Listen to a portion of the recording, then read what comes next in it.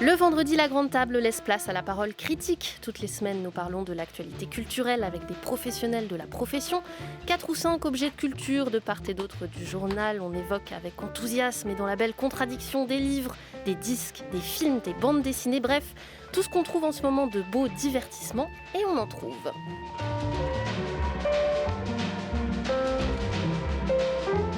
La critique. Lucille Como. Aujourd'hui, sous les feux de la critique, c'est très cohérent. Des rédemptions, des mystiques, le diable en personne et puis Batman. Après le journal à 12h55, nous parlerons de cinéma avec Jérôme Momcilovic et Thierry Chaise. Sur nos écrans, le Justice League dans la version de Zack Snyder et un coffret dédié au cinéma de Philippe Grandrieux. Mais pour l'heure, je suis avec Anna Sigalevitch en plateau, journaliste et auteure, et en ligne avec Marie Sorbier, rédactrice en chef de IO Gazette et productrice sur notre antenne d'Affaires en cours, tous les jours à 19h20. Nous parlons donc de l'actualité des spectacles en ligne. Dans un instant, Faust, mais tout de suite, Jeanne d'Arc, une proposition de Marion Sieffert sur Instagram. Je sais que c'est mon père, donc c'est normal qu'il m'aime. Mais en fait, ça me déprime de voir qu'il n'y a que mon père qui m'aime comme ça. Hier matin, j'en pouvais tellement plus de ma vie que j'ai essayé de lui parler au petit déjeuner. Quand il m'a fait « Bonjour, ma grande. Alors, ça va ce matin ?» J'ai dit « Ben pas trop. Qu'est-ce qu'il y a, ma chérie ? Franchement, faut que tu dises à maman d'arrêter de me fliquer. Je sais pas c'est quoi son problème, mais on dirait qu'elle veut que j'ai pas de vie en fait. Mais enfin, Jeanne, tu peux pas parler comme ça. Maman, elle a juste un peu de mal à gérer son stress. C'est tout. Oui, mais déjà que ça se passe pas bien au lycée, que j'ai pas trop d'amis, que dans ma classe c'est compliqué. Enfin, il y a bien des personnes sympas dans ta classe. Regarde Céline. Oui, bon, Céline, qui est à l'aumônerie avec toi. Eh bien, c'est une gentille fille, non ? Oui. Eh ben, tu vois.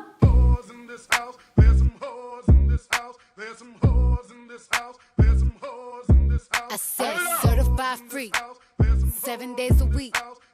Wet ass pussy, make that pull out game weak. Yeah, you fucking with some wet ass pussy. Bring a bucket and a mop for this wet ass pussy. Give me everything you got for this wet ass pussy. Beat it up, nigga, catch a charge. À l'origine, Jeanne d'Arc, c'est un spectacle qu'on peut aller voir en salle. On s'installe dans le théâtre, la comédienne Elena de Laurence entre sur scène, sur un plateau quasi nu. Le personnage est une lycéenne, on l'entendait là, Jeanne, qui commence à raconter sa vie, ses parents, Cato, qu'elle trouve coincé, sa petite sœur qui avance plus vite qu'elle, sa difficulté à parler aux autres jeunes de son lycée. Jeanne parle à son téléphone via l'application live Instagram et son image apparaît donc sur des écrans des deux côtés de la scène. Elle est là en triple avec en plus les commentaires des spectateurs qui suivent son récit de l'autre côté de leur téléphone à eux. En confinement, le spectacle continue de jouer dans des salles vides, mais on peut y accéder justement via Instagram et le voir en direct. C'est une expérience, j'imagine, singulière que je n'ai pas menée puisque moi j'ai vu le spectacle en salle, mais vous, Anna Sigalevitch, qui êtes là en plateau, vous l'avez vu uniquement sur Instagram. Alors, qu'est-ce que ça fait ? Absolument. Alors, je dois dire que c'est le premier spectacle que je vois de Marion Sieffert et que j'ai découvert en effet le spectacle sur Instagram. C'est très compliqué pour plusieurs raisons. D'abord parce que, je dis humblement, ne pratiquant pas Instagram, j'ai eu énormément de mal à me connecter, à comprendre comment ça fonctionnait et à suivre le spectacle. J'ai eu besoin de notre collaborateur Boris Pinault qui m'a guidée en direct pour que je puisse accéder au spectacle. Donc j'ai raté le début.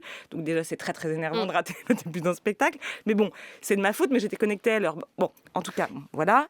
Et puis...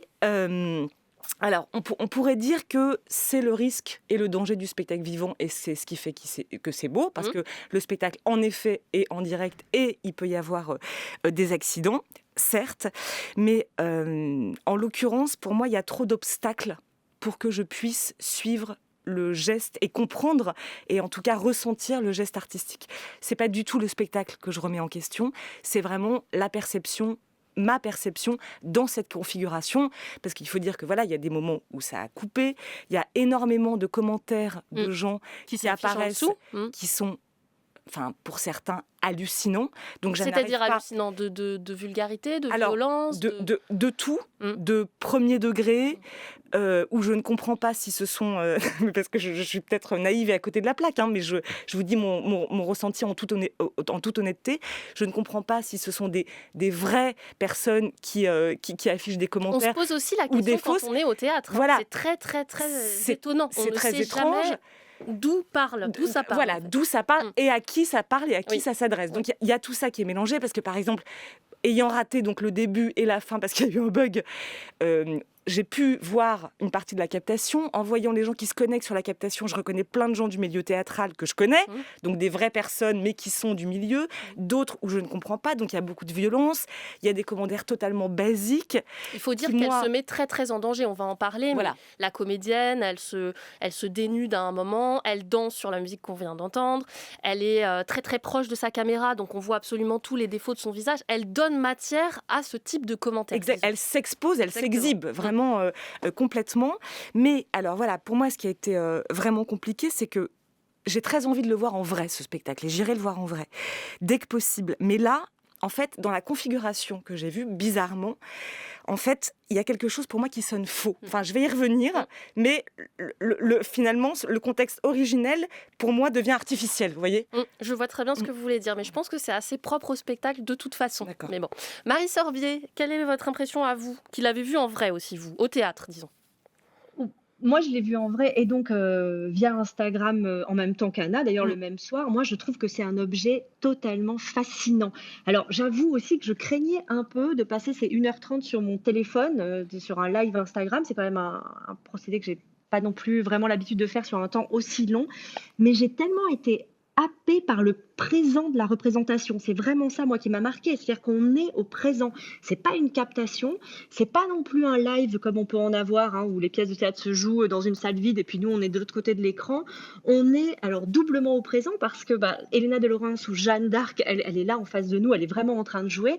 Et en plus, on retrouve, je trouve, cette communauté de théâtre qui nous manque tant via les commentaires dont vous parliez, Anna, parce que ces commentaires prouvent qu'on est comme dans une salle de théâtre. Alors, ce ne sont pas les soupirs de nos voisins ou la toux de celui de derrière ou le rire de la dame de devant. C'est le commentaire en live qui s'affiche sur l'écran. C'est comme s'il y avait deux scènes en une. On voit la performance d'Elena de Laurence, il faut quand même la souligner, c'est une actrice incroyable. C'était déjà l'actrice de Marion Sieffert dans son spectacle précédent qui s'appelait Le Grand Sommeil, où elle interprétait d'ailleurs une enfant de 10 ans. Là, elle interprète une ado de 16 ans. Elle est autant crédible dans l'une que dans l'autre. Je trouve qu'on y croit totalement à l'adolescence quand elle la joue.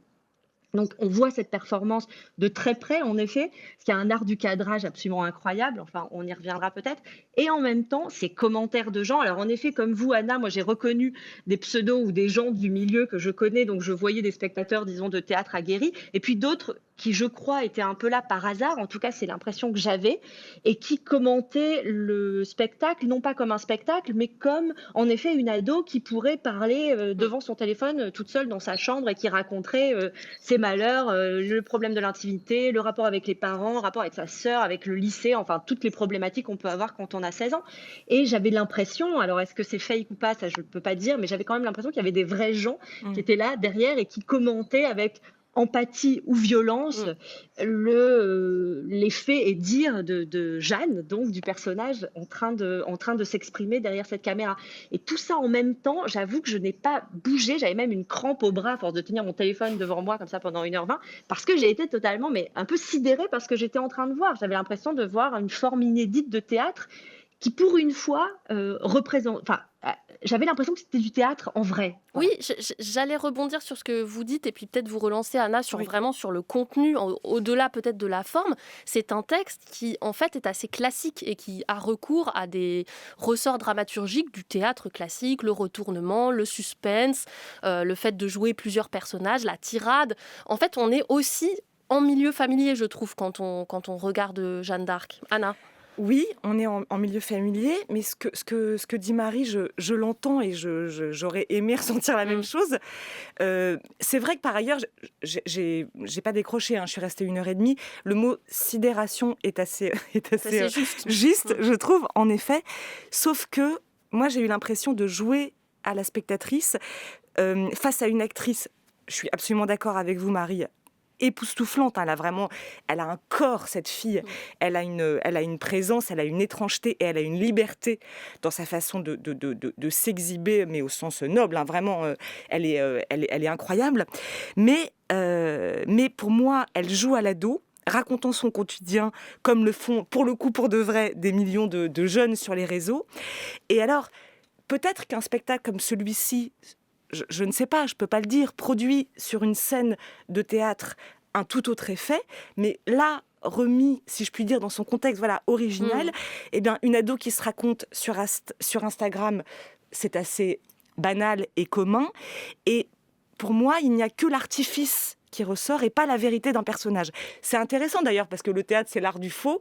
Et là, comment le faux peut être vrai, et là, remis dans un contexte vrai, pour moi, il redevient faux. Oui, il y a quelque chose d'assez vertigineux, de mise en abîme de la mise en abîme, qui, en tout cas, donne à penser. Marie Sorbier, un dernier mot. Oui, je voulais revenir sur quand même la mise en scène. Marion Sieffert, donc on l'a dit, elle a fait quand même des spectacles qui étaient assez marquants ces dernières années. C'est une jeune metteur en scène. Et là, il y a un travail notamment sur le cadre, enfin sur la mise en scène, j'allais dire presque la mise en cadre. Parce que tout ne repose que sur le téléphone portable qui filme. Donc Jeanne d'Arc, elle se filme elle-même avec une perche à selfie, quoi. Et tous les personnages sont interprétés donc par Elena de Laurence. Et c'est comment dire, vous savez, une expression du visage qui va nous faire passer de la mère à l'amie, à la sœur. Ça peut être une lèvre qui se lève, les yeux qui s'élargissent. Elle a, je trouve, cet art de la grimace qu'on avait déjà vu dans Le Grand Sommeil. D'ailleurs, elle a fait son travail d'études en sciences sociales sur la grimace, l'histoire de la grimace. Je trouve que ça se ressent dans son corps à elle. Elle maîtrise ça vraiment sur son visage. Et tout ça sublimé par un art du cadre que j'ai trouvé quand même assez prodigieux, dans le sens où on a l'impression que c'est presque facile, qu'elle fait ça un peu au hasard comme le ferait une ado dans sa chambre, mais j'ai trouvé ça assez ciselé, c'est un peu de la dentelle en fait, ce spectacle. Jeanne d'Arc, en tout cas, c'est en ligne sur Instagram ce soir et demain samedi. Il faut se connecter à 20h30 à son compte. Je le dis là. Jeanne, d'Arc, le tiré en question étant l'underscore, c'est-à-dire le tiré du bas. Toutes les informations sont sur le site de la Critique, et puis le spectacle devrait être en tournée à nouveau, peut-être en mai. Dans les théâtres, il y a des dates prévues, notamment à Tours et à Orléans. France Culture, la Critique, Lucille Como. Deuxième objet au programme de notre critique du jour, Faust de Gounod, dans une mise en scène de Tobias Kratzer à l'Opéra de Paris, à la direction musicale Lorenzo Viotti. Laisse-moi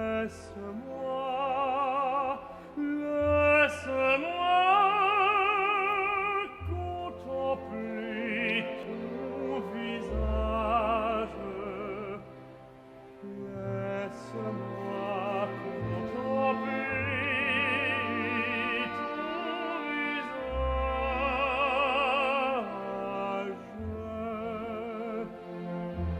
sous la pâle clarté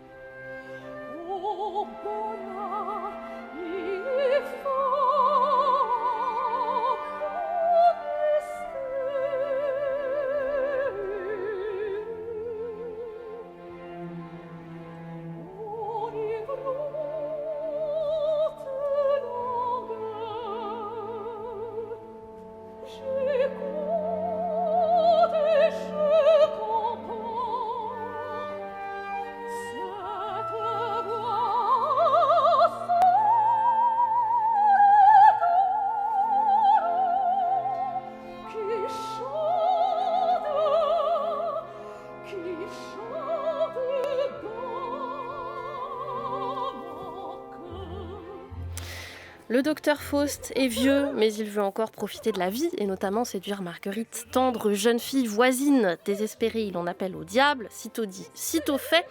Il apparaît et propose au docteur un maléfique contrat qui conduira tout son petit monde au crime et à la mort. C'est certainement l'opéra le plus connu de Gounod, créé pour la première fois en 1859. Dans cette version, sur la scène de l'Opéra de Paris, un appartement bourgeois, un terrain de basket, le perron d'un immeuble, une rame de métro, mais aussi des effets spéciaux et des vidéos qui incrustent les héros dans le ciel de Paris ou sur des gargouilles de Notre-Dame. Marie Sorbier, peut-être un mot d'abord sur cette mise en scène de Tobias Kratzer. Oui, alors pour parler de la mise en scène, je vais faire un mini détour par le prologue du Faust de Goethe, donc, qui discute dans ce prologue. On a un directeur de théâtre, un poète et un bouffon. Et le directeur de théâtre a cette phrase, il dit, je cite, « Qui donne beaucoup donne pour tout le monde, il faut des moyens massifs pour s'adresser aux masses ». Alors j'ai vraiment l'impression que c'est ce qu'a voulu faire le metteur en scène allemand Tobias Kratzer, c'est-à-dire qu'on est dans une mise en scène quand même où tout est très massif, que ce soit en termes de scénographie, d'effets spéciaux, vous l'avez dit, d'illustration. On n'est pas dans une version intellectuelle ou spirituelle de ce Faust, mais dans une version très réaliste, presque didactique, où tout est fait pour que tout le monde comprenne bien cette histoire. Alors, concrètement, on est dans Paris aujourd'hui, c'est un Paris très contemporain. Tout commence, vous l'avez dit, dans l'appartement bourgeois du docteur Faust, qui alors est âgé, accompagné d'une escort girl. On sent tout de suite que le thème principal, le fil qui va être tiré, est le pouvoir de la jeunesse, mère de tous les autres pouvoirs. Et cet homme d'ailleurs âgé va réapparaître régulièrement dans la mise en scène pour bien peut-être insister sur le caractère périlleux du pacte qui a été scellé avec Méphisto. Les autres scènes d'intérieur sont également données dans un décor assez imposant. On est cet immeuble parisien comme un plan de coupe. On a donc l'appartement de Marguerite, de sa voisine, voilà exactement, qui va ensuite se transformer en salle d'échographie. Et par contraste, donc, les extérieurs sont souvent rendus par de la vidéo assez imposante aussi. Alors, je ne l'ai vu qu'en captation, mais j'ai l'impression que quand même que la vidéo devait prendre vraiment tout l'espace de la scène et dans lesquels, donc, souvent, les deux personnages, notre Faust et notre diable, sont suspendus, vraiment au sens premier du terme, et survolent comme ça Paris, vu d'en haut. J'ai eu quand même un peu l'impression dans ces scènes-là d'être dans une comédie musicale ou dans un grand spectacle à effet qu'on pourrait voir dans des parcs d'attractions. Moi, ça m'a semblé à la fois très maîtrisé, alors très spectaculaire, pareil, au sens premier du terme, mais peut-être avec une sensation, alors en tout cas pour moi, spectatrice, derrière mon écran, de trop plein qui permet pas, je trouve, de rentrer dans l'épaisseur métaphysique de Faust. Je crois Pardon, oui, Non, mais je vais vous redonner la parole après. Je vois Anna qui n'a pas l'air d'accord, alors je saute sur l'occasion d'avoir son avis sur ce Faust. Non, je ne suis pas tout à fait d'accord parce que je pense que déjà le Faust de Gounod n'est pas le Faust de Goethe.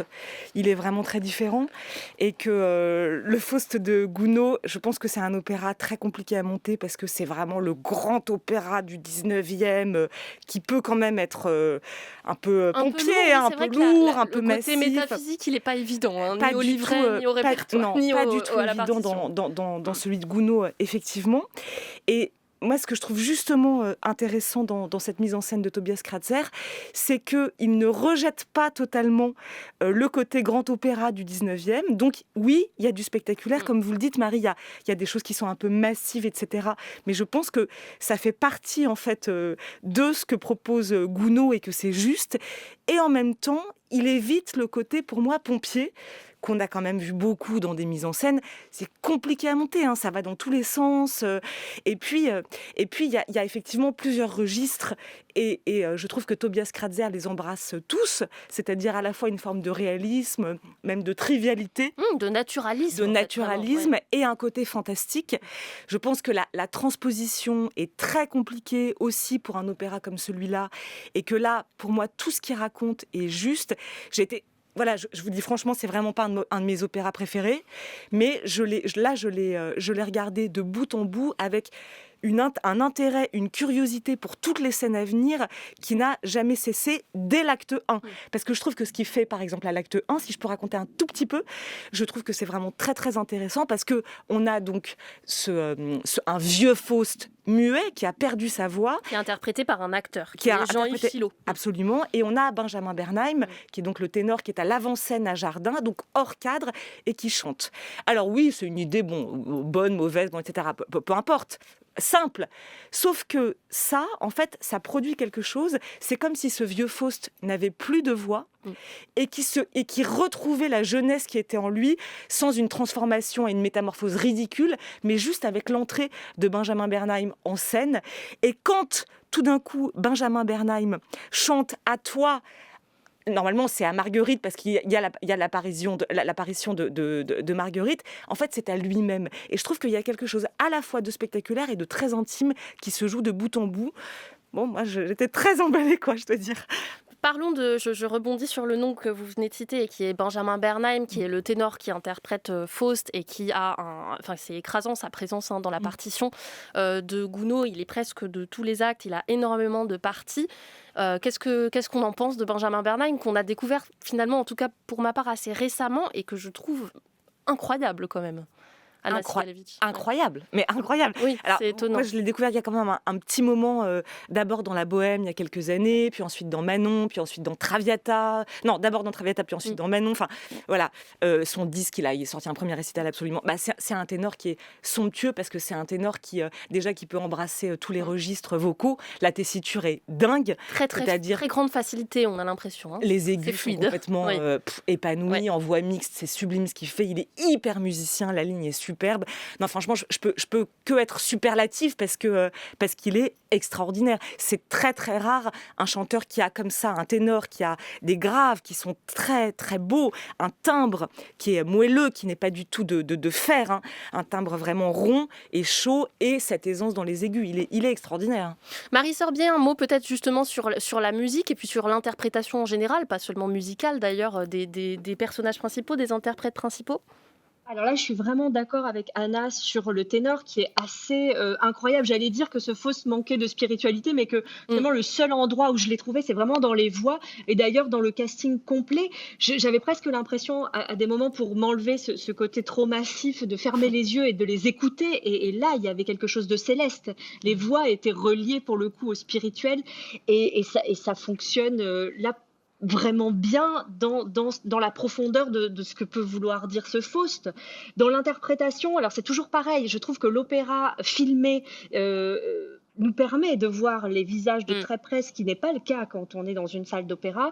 Et quand on chante, eh bien, on a une déformation du visage qui fait que c'est assez impressionnant de les voir de près, surtout que là, on est dans un opéra, encore une fois, très réaliste et contemporain. On n'est pas dans des décors, dans des costumes d'époque. Donc, on a des personnages qui pourraient sembler très proches de nous. On n'a pas cité, il y a la scène de rencontre entre Faust et Marguerite se passe dans une boîte de nuit. Donc, on est dans des univers totalement communs et quotidiens et en tout cas contemporains. Je les ai trouvés touchants, je crois que c'est le mot qui me vient. Il y a une émotion, on y croit en fait à cet amour, à cette fragilité des personnages et ça, j'ai été assez émue de les voir, notamment Marguerite. Hermonella Jaou. De la voir comme ça, en jeune ingénue. Il y a de l'ingénu qui passait et c'était assez touchant. À propos de sa voix d'ailleurs à Hermonella Jaou, en effet il y a de l'ingénu, mais il y a aussi une sorte, alors je sais pas, j'ai pas les mots précis, mais de voile sur sa tessiture de soprano, quelque chose qui regarde vers la profondeur et qui est assez terrifiant. Moi j'étais aussi très impressionnée par sa voix, Anna. Absolument, moi, c'est une chanteuse que j'aime beaucoup, que j'avais pas entendue depuis longtemps. Elle avait fait une Traviata exceptionnelle et puis dans Antonia aussi, dans les contes d'Hoffmann il y a quelques années, elle était très très bien. Là ça faisait un petit moment que je l'avais pas entendue. Alors je dois dire que je trouve que le vibrato est un peu large maintenant. Voilà, je trouve que la voix bouge un peu et que le vibrato est large, mais quelle intelligence musicale aussi, quelle finesse d'interprétation. Il y a toute une palette de couleurs, elle est extrêmement incarnée. Et puis effectivement, c'est un soprano qui a quelque chose de sombre presque, qui a quelque chose de tragique. Et pour le rôle de Marguerite, c'est bien parce que oui, c'est une ingénue, mais il y a du drame en elle. Et alors c'est ça que je trouve aussi vraiment bien dans ce spectacle, c'est que on ne se dit pas que hop, il y a le pacte avec le diable et on y va, etc. C'est des personnages qui existent et c'est toute leur douleur et tous leurs démons en fait qui s'expriment à travers le personnage de Méphistophélès. Et je trouve que cette inversion est intéressante parce que moi je l'ai vraiment vu comme ça, je l'ai vu comme Faust effectivement et Marguerite pour des raisons différentes qui sont très mal dans leur peau et donc qui imaginent et qui fantasment comme ça cette présence de Méphistophélès. Et ça, c'est de l'ordre du mirage et je trouve que c'est intéressant aussi dramatiquement. Un petit mot peut-être sur ce qui se passe dans la fosse et notamment sur la direction de Lorenzo Viotti. Assez contrasté, je dirais, pour ma part. Oui, alors assez contrasté. Alors, comme finalement, c'est assez cohérent, je trouve, avec Tobias Kratzer. On évite le côté pompier, oui. On évite le côté hyper lyrique, où on en fait des tonnes, etc. C'est vraiment à l'os, mais c'est très contrasté. Il y a par moments une certaine nervosité, mais c'est théâtral, vigoureux. Moi, je l'ai suivi dans son geste. En tout cas, je crois que ce Faust convient bien à la captation. Donc, allez le voir, le Faust de l'Opéra de Paris, mise en scène Tobias Kratzer. Dans la fosse, c'est donc Lorenzo Viotti. C'est en ligne, c'est gratuit et c'est sur le site de Culture Box. Merci beaucoup à vous, Anna Sigalevitch. Merci, Marie Sorbier. Après le journal, ce sera la suite de la critique avec des films, Justice League et un coffret Philippe Grandrieux.